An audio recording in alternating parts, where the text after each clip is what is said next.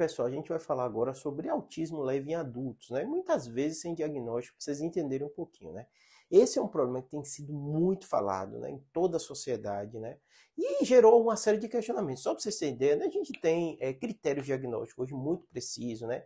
Com guidelines, né? Então a orientação é muito precisa, né? Mas nos últimos anos houve um aumento muito grande do diagnóstico e gerou uma série de questionamentos, né? Quem nunca ouviu alguém falar, estão exagerando, hoje em dia estão dizendo que tudo é autismo, né? Para vocês terem ideia, né?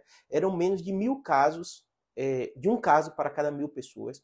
Hoje está chegando um a cada 150 pessoas. Então, realmente, é um aumento de incidência em poucas décadas muito grande.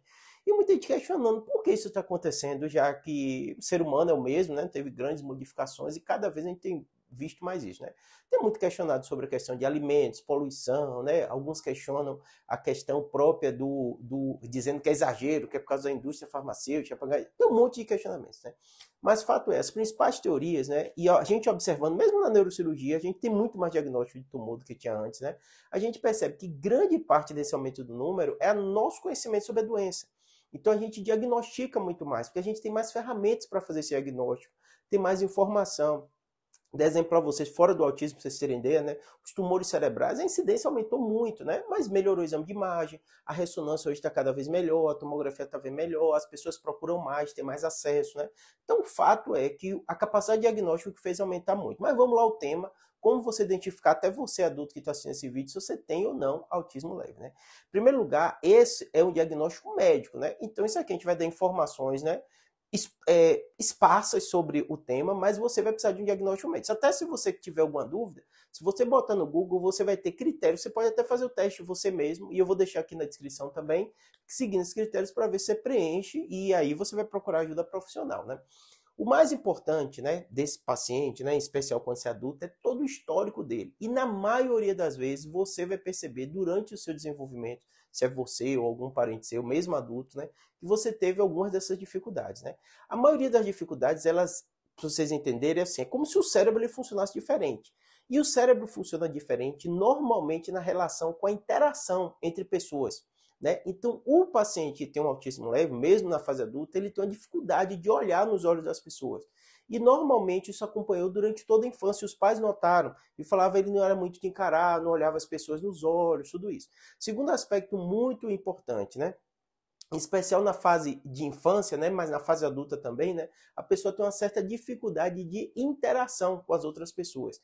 Então, quando ela é criança, ela começa a brincar mais sozinho, não gosta de brincar com outras crianças, até a forma de brincar ela é diferente na infância. Então, você dá um carrinho para a criança brincar, as crianças vão brincando daquele jeito básico. Às vezes a criança com autismo leve, né, ela enfileira, ela tem uma estratégia. Então, você vê uma criança com autismo, ela brinca diferente das outras crianças. Às vezes os pais observam isso. Então, mesmo você adulto, seu pai vai referir, vai observar isso. Às vezes, até quando tem irmão, compara os irmãos, vê que realmente brinca diferente, né? Terceira coisa, é muito comum, e aí na fase adulta você vai perceber isso, ser pessoas que têm um hiperfoco.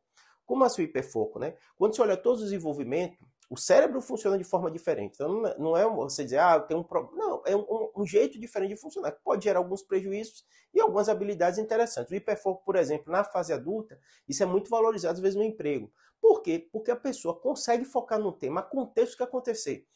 Óbvio que na fase da criança, às vezes é difícil, porque o pai quer brincar com ela, está com a massinha, está com alguma coisa, ela não olha para a pessoa, ela não interage, ela fica focada naquilo. Às vezes até são crianças que leem, né, muito cedo, né, ou trabalham com número muito cedo, porque elas são hiperfocadas, né, numa fase adulta também. Então, às vezes é aquela pessoa que pode estar acontecendo o que for no ambiente, ele está hiperfocado no trabalho dele, ele faz o que tem que fazer, né. Então, isso é às vezes uma habilidade como preço, mas às vezes aquilo prejudica a pessoa. Outro aspecto muito grande é a falta de empatia. Como assim? Ele às vezes não consegue perceber o sentimento do outro.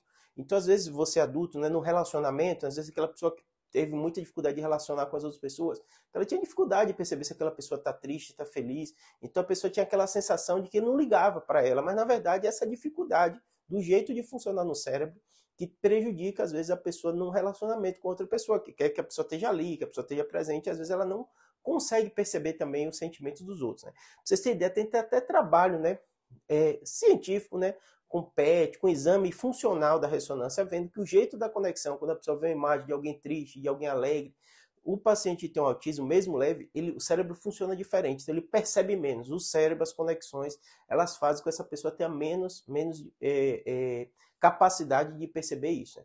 Então perceba que são várias características que eu estou citando aqui, né? E de muitas outras que ainda tem. Então é difícil a gente enumerar, mas normalmente nessa relação, né, de conexão com outras pessoas, perceber sentimentos, perceber sensações, interação, às vezes na hora de brincar, de se relacionar. Então, se você, mesmo sendo adulto, né, tem alguma dificuldade dessa ou percebe isso, vale a pena você procurar ajuda profissional. Pode ser um neuropsicólogo, pode ser um neurologista, o pontapé inicial, pode ser um psicólogo, né? Porque muitas vezes o que é que ele vai fazer? Seu cérebro funciona diferente. Ele vai te ajudar criando estratégias para você perceber isso melhor, interagir em sociedade melhor. O ser humano é um ser sociável. Então, o paciente com autismo leve, ele normalmente tem uma certa dificuldade.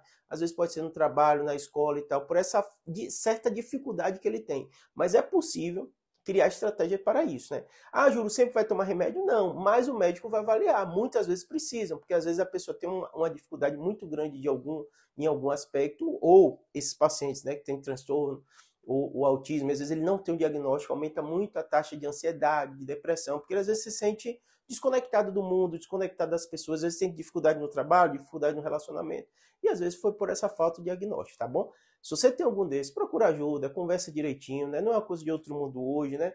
Hoje já está muito bem documentado, pra você ter ideia, as pessoas às vezes até direitos diferentes, direito trabalhista, direito de uma série de acessos às outras coisas, né? Estou falando do ponto de vista legal, porque a gente entende que o cérebro funciona diferente, essa pessoa tem tem que ter alguns benefícios, tá bom? Especial na população pediátrica, mas no adulto hoje em dia está crescendo cada vez mais.